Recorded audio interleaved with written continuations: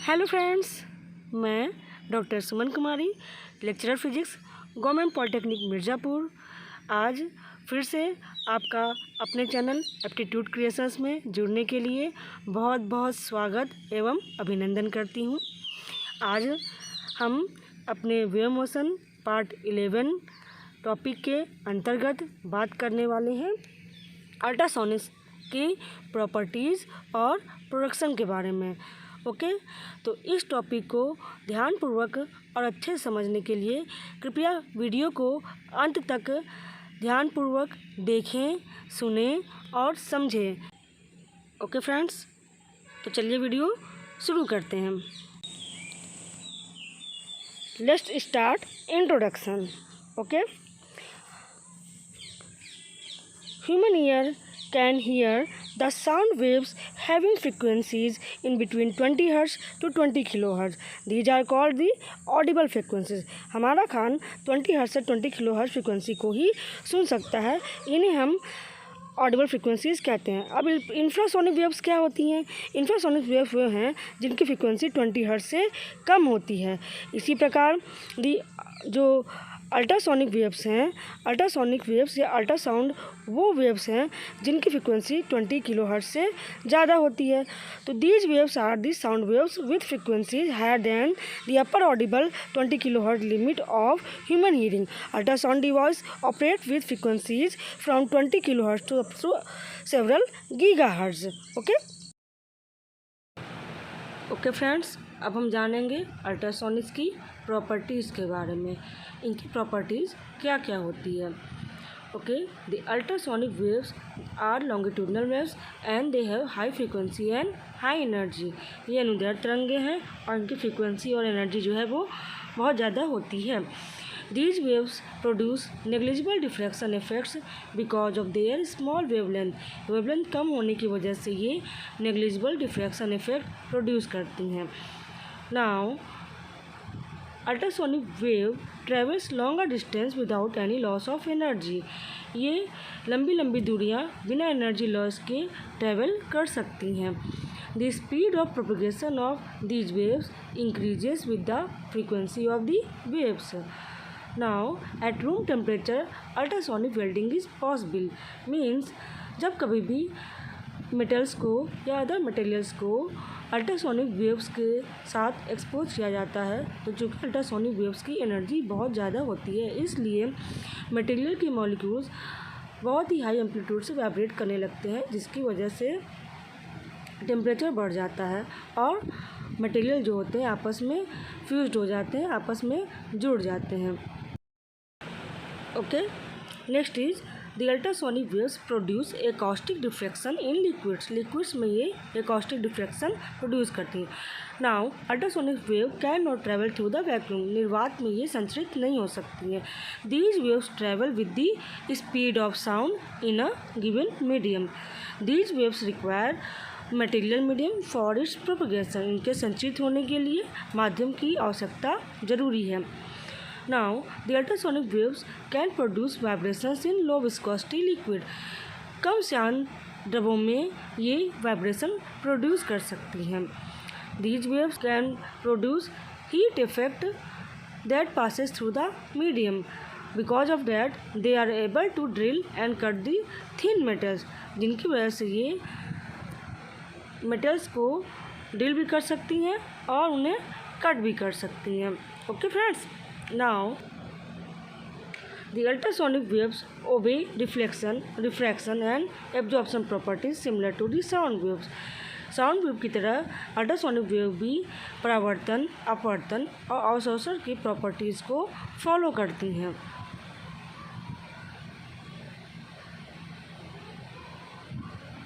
These waves produce stationary wave pattern in the liquid while passing through it. जब ये किसी liquid में पास करती हैं तो उसमें ये स्टेशनरी मतलब अप्रगामी तरंगे प्रोड्यूस करती हैं। स्टेशनरी वेव का इंग्लिश में दूसरा नाम स्टैंडिंग वेव भी है। ओके फ्रेंड्स, अब चलते हैं हम नेक्स्ट स्लाइड पे। इस स्लाइड में हम बात करते हैं कि प्रोडक्शन ऑफ अल्ट्रासोनिक वेव्स कितने प्रकार का होता है। There are 2 methods for the production of ultrasonic waves. The first is magnetostriction method and the other is piezoelectric method. अगले स्लाइड में हम बात करेंगे कि मैग्नेटोस्ट्रिक्शन मेथड क्या होता है. ओके, चलते हैं नेक्स्ट स्लाइड पर. Okay, the magnetostriction method. When a magnetic field is applied parallel to the length of a ferromagnetic rod made of material such as iron or nickel, a small elongation or contraction occurs in the length of the rod at a frequency equal to the frequency of the applied field. This process is known as magnetostriction. Means जब कभी ferromagnetic material से बने हुए rod, जैसे iron और निकल से बने रॉड या पहले से ही मैग्नेटाइज रॉड की लेंथ के अलॉन्ग किसी ऐसे मैग्नेटिक फील्ड में रखा जाता है कि लेंथ का डायरेक्शन और मैग्नेटिक फील्ड का डायरेक्शन सेम हो, तो ऐसा देखा गया है कि रॉड की लेंथ के अलॉन्ग एलोंगेशन या कॉन्ट्रैक्शन प्रोड्यूस हो जाता है. मतलब रॉड की लेंथ कभी बढ़ने लगती है और कभी घटने लगती है. मतलब उसमें विलन और संपीडन, एलोंगेशन या कॉन्ट्रैक्शन डेवलप होने लगता है. किस फ्रिक्वेंसी पे? जिस फ्रिक्वेंसी पर मैग्नेटिक फील्ड को अप्लाई किया गया, यानी at the frequency of the applied field. तो इस घटना को ही मैग्नेटोस्ट्रिक्शन कहा जाता है. Further, this change in the length depends on the intensity of the applied magnetic field and nature of the ferromagnetic material. मतलब जो रॉड की लेंथ में चेंजेस हो रहे हैं ये अप्लाइड किए गए मैग्नेटिक फील्ड की इंटेंसिटी पर और जो फेरोमैग्नेटिक मटेरियल है उसकी प्रकृति पर निर्भर करती है. The change in the length is independent of the direction of the field. तथा जो डायरेक्शन ऑफ द फील्ड है उसके ऊपर डिपेंड नहीं करती. Okay friends, further the change in the length of the rod or material results in the vibrations that causes air surrounding the material to begin vibrating with the same frequency as that of the applied field. Means जब कभी भी ये rod और material में के length में changes होते हैं तो ये अप्लाइड मैग्नेटिक फील्ड की फ्रिक्वेंसी पर होते हैं, जिस वजह से कभी कभी जब इन दोनों की फ्रिक्वेंसी मैच कर जाती है तो रेजोनेंस हो जाता है, जिस वजह से रॉड की लेंथ में वाइब्रेशंस बहुत तेज़ हो जाते हैं. और ये तेज़ वाइब्रेशंस या बड़े एम्पलीट्यूड के वाइब्रेशंस की वजह से रॉड के आसपास की जो एयर है उसमें भी बड़े एम्पलीट्यूड के वाइब्रेशंस प्रोड्यूस हो जाते हैं और ये वाइब्रेशंस ही फाइनली स्प्रेड आउट होते हैं in the form of ultrasonic waves.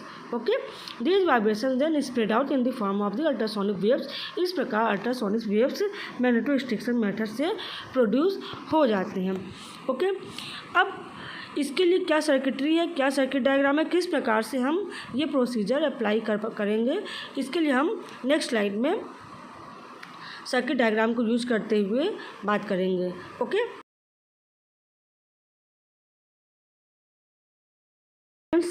अब हम चलते हैं नेक्स्ट स्लाइड पर. इस स्लाइड में जो दिखाई दे रहा है this is the circuit diagram for the magnetostriction method. अब मैग्नेटोस्ट्रिक्शन मेथड को कैसे यूज़ करते हैं उसके लिए जो दिखाया गया है ये सर्किट डायग्राम है. ये एक मैग्नेटिक रॉड है फेरोमैग्नेटिक मटेरियल की. L1 L2 दो कॉइल्स हैं, इनके बीच में इसको इंसर्ट कर दिया जाता है.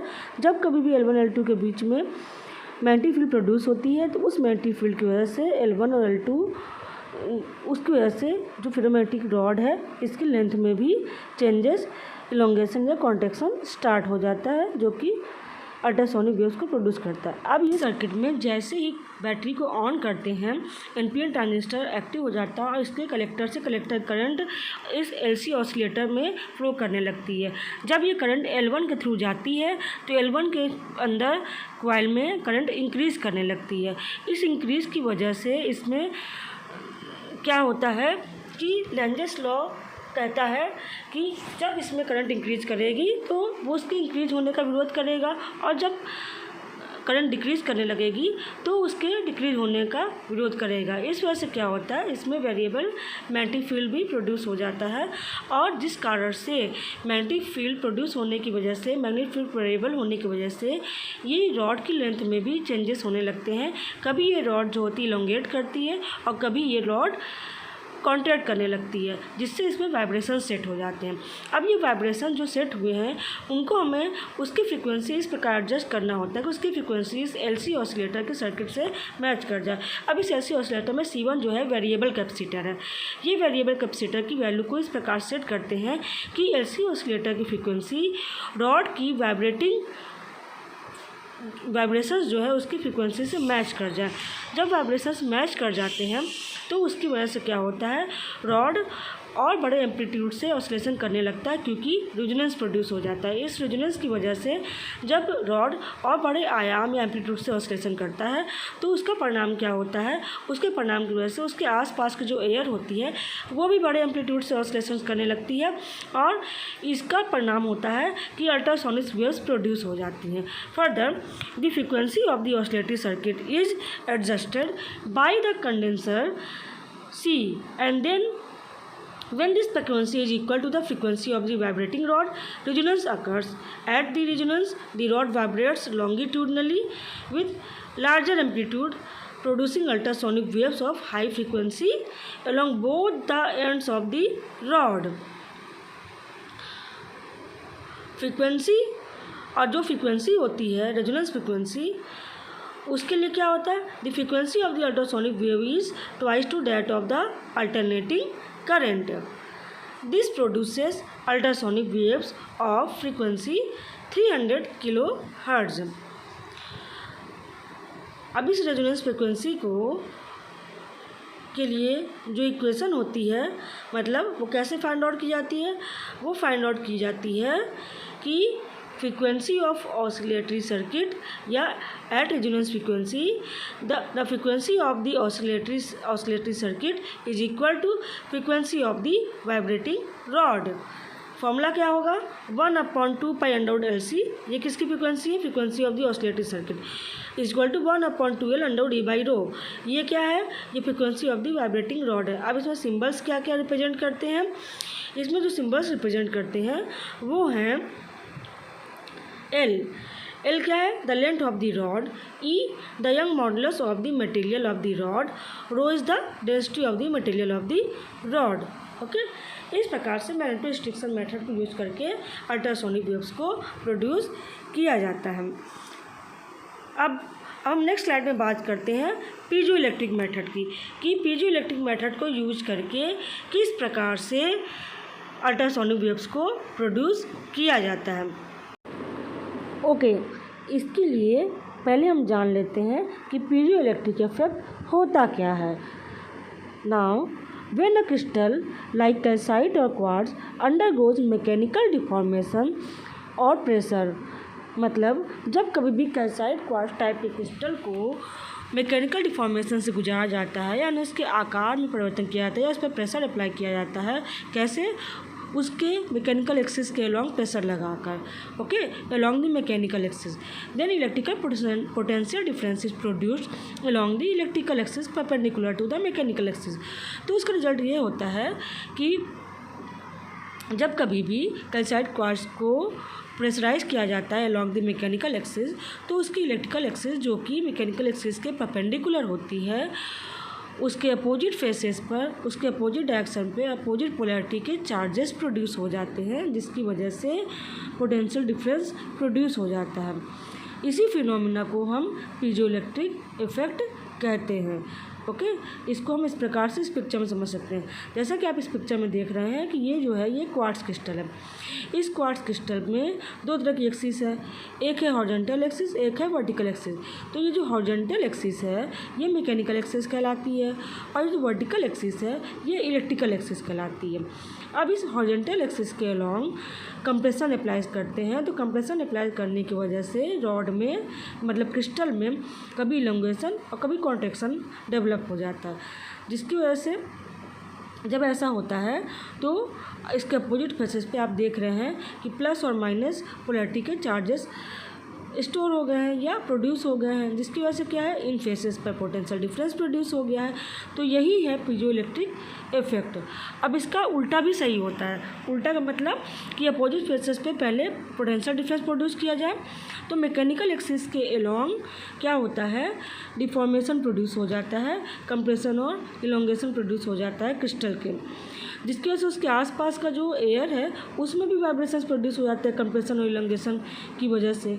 तो ये वाइब्रेशन जब बहुत बड़े एम्पलीट्यूड के हो जाते हैं तो क्या होता है, जब बड़े एम्पलीट्यूड के हो जाते हैं तो उस समय अल्ट्रासोनिक वेव्स प्रोड्यूस हो जाती हैं।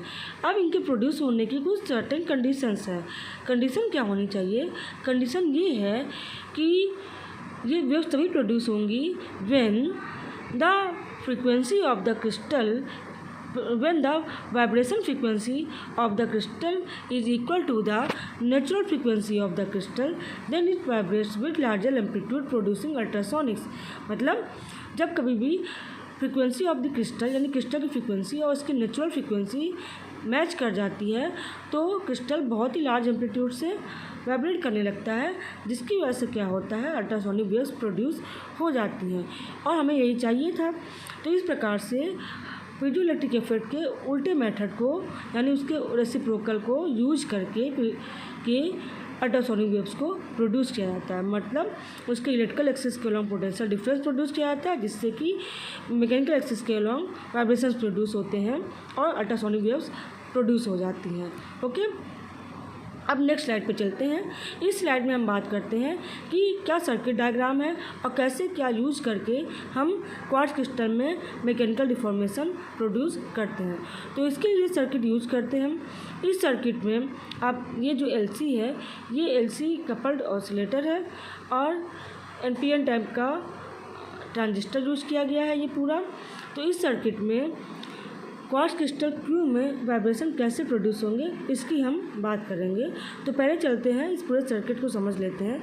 तो इस सर्किट में हम देखते हैं कि the quartz crystal between the metal plates is connected to the collector and base of the transistor. आप देखिए ये कलेक्टर है, ये बेस है और यहीं पर ही इन दोनों के बीच में क्वार्ट्ज क्रिस्टल लगाया हुआ है। Okay, now the collector is also connected to LC circuit and high tension source shunted by a bypass capacitor CB bypass capacitor है और ये LC सर्किट है। CB is use to stop high frequency currents from passing through the battery. CB battery के through high frequency current को pass करने से रोकता है। The capacity of the variable capacitor is adjusted so that the frequency of the oscillating circuit is equal to the natural frequency of the crystal।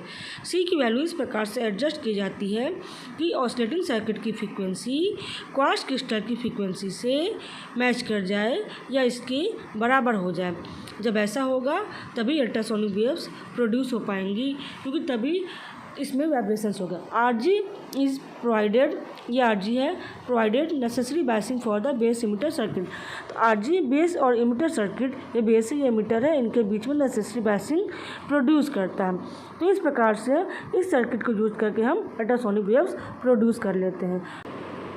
चलिए अब इस slide में बात करते हैं इस सर्किट की डिटेल वर्किंग के बारे में, कैसे ये सर्किट काम करता है।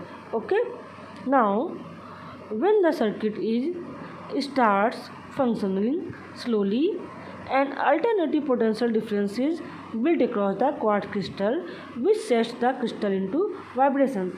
ओके, जैसा कि पहले हमने आपको बताया था कि जैसे ही सर्किट स्टार्ट होगा क्वार्ट्ज क्रिस्टल के एक साइड पर अल्टरनेटिव पोटेंशियल डिफरेंस प्रोड्यूस हो जाएगा, जिसकी वजह से क्वार्ट्ज क्रिस्टल में मैकेनिकल डिफॉर्मेशन प्रोड्यूस होने की वजह से उसमें वाइब्रेशन सेट हो जाएंगे। Now by varying the capacitor of capacitor C at a particular stage the frequency of the alternating potential across the crystal coincides with the natural frequency of the quartz crystal, it produced ultrasonic waves. मतलब कि capacitor C की value को इस प्रकार से adjust किया जाता है कि एक ऐसी स्टेज आती है जब ऑसिलेटिंग सर्किट की फ्रीक्वेंसी और क्वार्ट्ज क्रिस्टल की नेचुरल फ्रीक्वेंसी आपस में बराबर हो जाती हैं, जिससे रेजोनेंस प्रोड्यूस हो जाता है और इस कारण अल्ट्रासोनिक वेव्स प्रोड्यूस हो जाते हैं।